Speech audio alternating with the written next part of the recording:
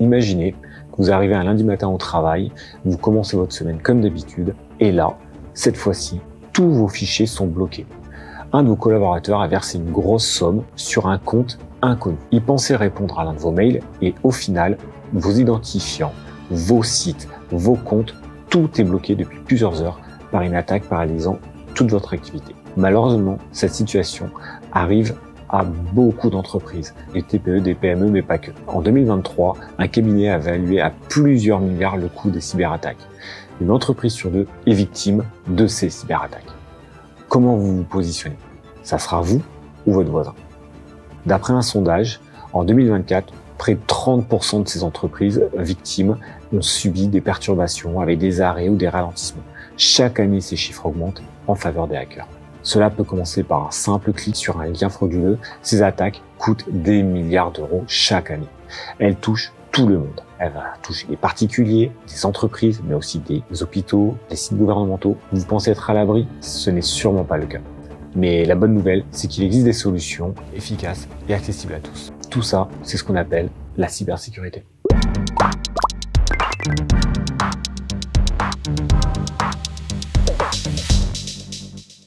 Comme on l'a vu, la cybersécurité, c'est l'ensemble des pratiques, des outils et des technologies qui vont vous permettre de protéger vos données contre les attaques. Pour la petite histoire, il est communément admis que la cybersécurité serait née en 1948 avec Weiner, un chercheur mathématicien qui, grâce à son livre Cybernetic Control and Communication in Animal and Machine, où il étudie la maîtrise des machines et annonce l'arrivée future des défis cyber.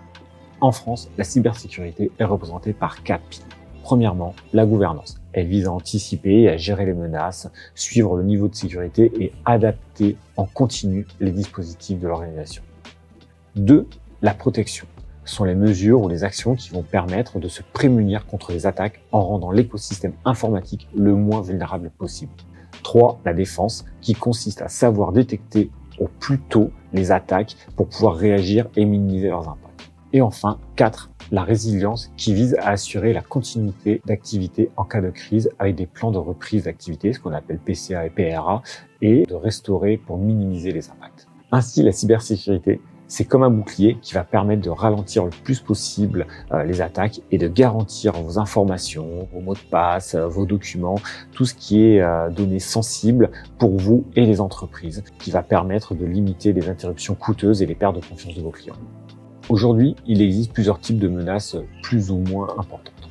Dans cette vidéo, nous allons faire le focus sur la malveillance et la cybersécurité. Il existe également des risques liés à des catastrophes naturelles, à des erreurs humaines, voire même des pannes.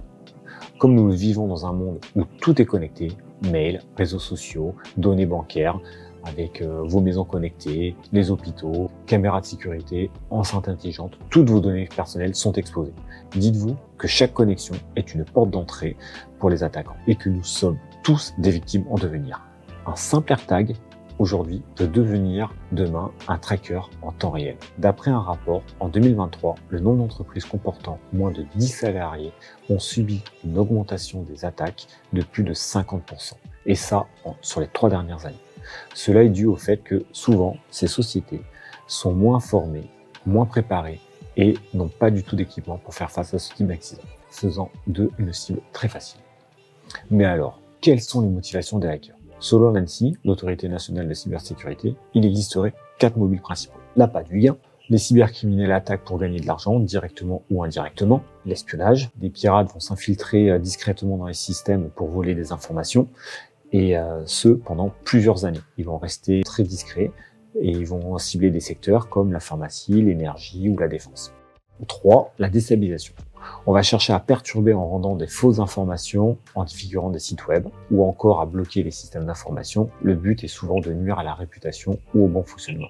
L'activisme ou le cyberactivisme. On utilise le piratage informatique et les techniques pour tout simplement promouvoir des causes politiques ou sociales, environnementales, qui peut être considérées comme du militantisme. Qui sont ces cyberattaquants? Alors, on va se retrouver avec des individus simples, des informaticiens, ou des groupes très organisés avec des profils qui vont être d'une petite structure à de très très gros groupes de cybercriminels. La nature internationale de la cybercriminalité rend très difficile l'identification et la poursuite des auteurs, car ils utilisent des outils sophistiqués qui vont permettre de dissimuler leurs traces et leurs activités. Alors, quelles sont leurs méthodes? Pour parvenir à leur fin, ils vont utiliser toute une gamme d'outils. Les TPE et les PME vont surtout être touchés par 4 types de procédés. Le hameçonnage, c'est du phishing, du quishing avec un QR code, un mail. On va leurrer l'utilisateur final, on va le faire cliquer sur un SMS et ça va simplement transmettre des informations privées qui vont permettre de structurer une attaque par la suite. Le ransomware, celui-ci, c'est une fois que l'attaque, la première a atteint son but, en fin de compte, il va vous faire exécuter un code sur la machine cible et à partir de là, vous allez vous retrouver avec une machine complètement verrouillée et ça peut être simplement par donc une pièce jointe dans un mail ou sur un clic sur un site malveillant. Le brute force. Alors le brute force, c'est tout simplement une technique pour obtenir un accès. Et donc, on n'a pas votre mot de passe. On va utiliser des milliers et des milliers de combinaisons pour trouver vos mots de passe. C'est une méthode très archaïque, mais qui est très utilisée et qui malheureusement fonctionne encore. Et enfin, le DDoS, ça va permettre aux attaquants de saturer et de bloquer les accès à l'entreprise. Et si ça arrive sur un site marchand, vous paralysez le site. Pour que vous vous rendiez bien compte de l'impact réel et que vous fassiez une idée du déroulé de ces attaques, je vous propose d'explorer 2 exemples. Commençons par l'incident de TripLanger et comment OpenAI a ralenti ses infrastructures.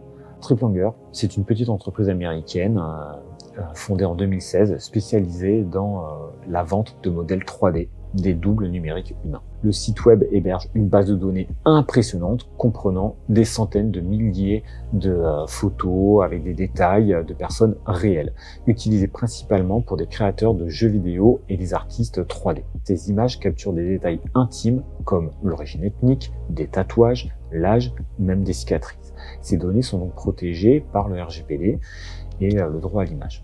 Après plusieurs années de prospérité et de croissance, le site commence à atteindre une certaine notoriété. Et là, un jour, comme les autres, ils se sont retrouvés complètement paralysés. En quelques heures, leur site a commencé à recevoir des milliers et des milliers de requêtes sur la demande de téléchargement de la base complète, sans qu'ils ne sachent que ce n'était pour eux que le début d'un long combat. En réalité, un bot d'OpenAI a lancé une opération de scrapping extrêmement agressive contre leur site.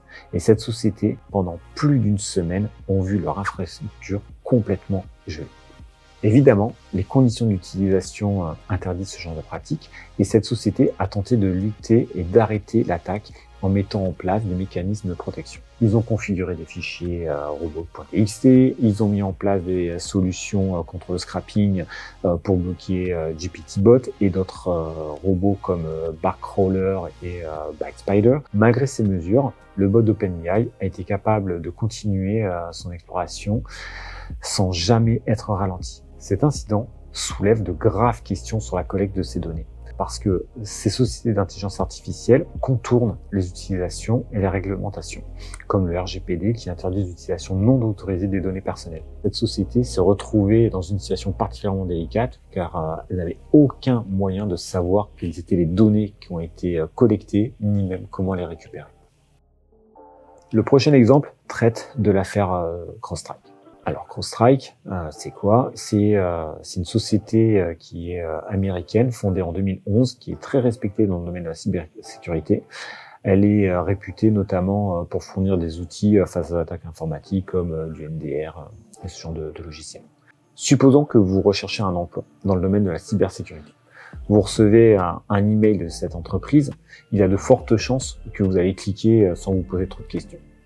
Et c'est le pari qu'ont fait des cybercriminels dans notre exemple.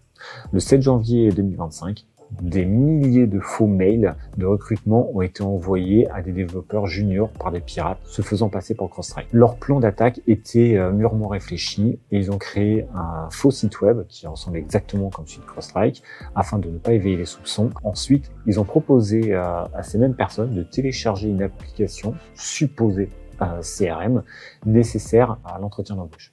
En réalité, ce logiciel est un programme malveillant très sophistiqué qui pouvait vérifier si l'ordinateur avait assez de puissance pour se cacher des outils de détection et installer un cryptominer appelé Xamarin configuré pour utiliser uniquement 10% de la puissance, ce qui le rendait très difficile à repérer. C'est ainsi que même en étant au fait de l'actualité, certains sont tombés dans le panneau. Heureusement, CrowdStrike a découvert très rapidement cette menace et a immédiatement alerté le public via un post sur leur site. Cette attaque s'inscrit dans une tendance plus large. Les arnaques à l'emploi deviennent de plus en plus courantes sur Internet. Et un groupe de hackers, Lazarus, des Nord-Coréens, sont particulièrement connus pour utiliser ce type de technique. Ces incidents nous apprennent plusieurs choses. La première, il faut toujours se méfier d'une sollicitation qui n'a pas été désirée, que ce soit une offre d'emploi ou autre chose. Vous vérifiez l'expéditeur du mail, faire attention aux demandes qui vont être faites par ces gens-là, et un vrai recruteur ne vous demandera jamais d'installer un logiciel pour l'entretien. Il est crucial de vérifier l'authenticité des offres d'emploi en passant par les sites officiels et directement par les employeurs. Ces attaques montrent à quel point les cybercriminels deviennent sophistiqués en utilisant notre désir de trouver le meilleur emploi pour installer leur logiciel malveillant. Alors vous l'avez compris, la cybersécurité, ce n'est pas une option, c'est une responsabilité de chacun. Que vous soyez un particulier, une petite entreprise ou une très grosse organisation, les cyberattaques peuvent vous toucher à tout moment. Il faut se préparer pour ne pas faire partie de ces 50%.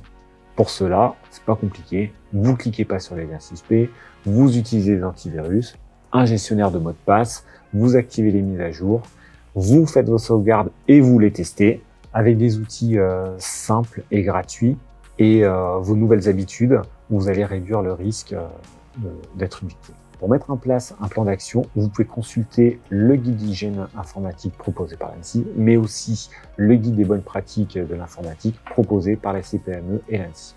Cette vidéo, j'en suis sûr, vous a aidé à comprendre l'importance de la cybersécurité et donner les moyens de vous en protéger. Il ne vous reste plus qu'à vous abonner pour voir de nouveaux contenus sur le numérique et ses secrets. Activez la cloche de notification et mettez des likes. Partagez-nous en commentaire vos anecdotes métiers et partagez cette vidéo à tous ceux qui ne sont pas encore informés.